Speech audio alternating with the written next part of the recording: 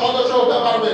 আমরা এই ৩৩ ওয়ার্ডে এলে সাজার জন্য আমাদের দায়িত্বপ্রাপ্ত সাংগঠনিক সম্পাদক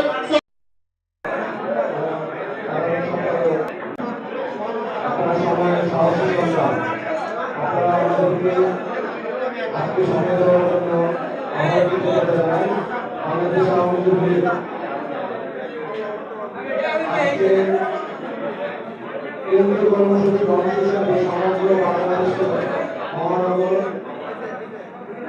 ও ওয়ার্ডের আজকের কর্মসূচি ভারতীয় সদস্য সংগ্রহ আহ্বান প্রতিটি জেলা শহরে ইউনিয়ন এবং পৌরসভা ওয়ার্ডগুলোতে।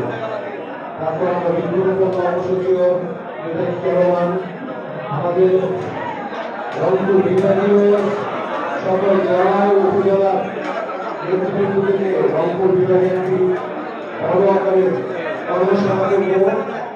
এটা আমরা তারিখটা সেই তারিখে আপনাদের ব্যবহার করব। এটা কর্মশালায় যুবলীগের নেতাকর্মীরা অনেক বিনোদন করতে পারবে বলে আমি বিশ্বাস রাখি।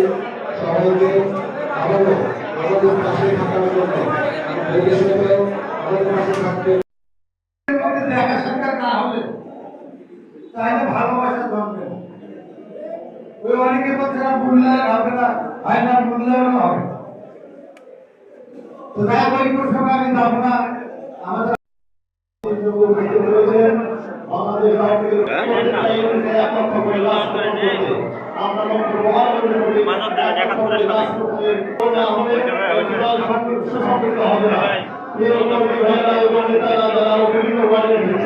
আপনাদের কাছে অনুরোধ করবো আমাদের কাছে আপনারা কত তারিখে কোন ওয়ার্ডে সদস্য সংগ্রহ করবেন আমাদের কাছে তারিখ দেখিয়ে দিলে আমরা সেই ওয়ার্ডে সেদিন থেকে কার্যক্রম শুরু করবো।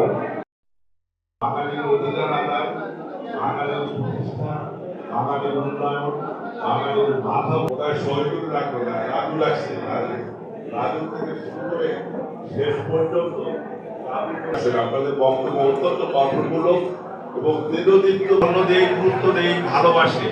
কারণ একটি বাংলাদেশ মহানগরের সংগ্রামী আহ্বায়ক বিশিষ্ট জননেতা সাবেক ছাত্র নেতা জনাব ডাক্তার মোহাম্মদ দেলোয়ার হোসেন।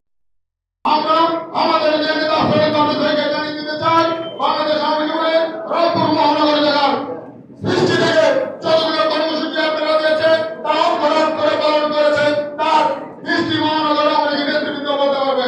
আমরা মানবিক সংগঠন যেভাবে তৈরি আছি আমরা প্রয়োজনে লাঠি হাতে নিয়ে বিএনপি এবং সন্ত্রাসী জঙ্গি জামাতের বিরুদ্ধে রাজপথে দাঁড়িয়েছি। আমরা ৩১ মার্চ করে প্রতিটি নির্বাচন প্রতিটি দুর্যোগে আমরা শক্তিশালী ঐক্যবদ্ধভাবে মাঠে থেকেছি। আমাদের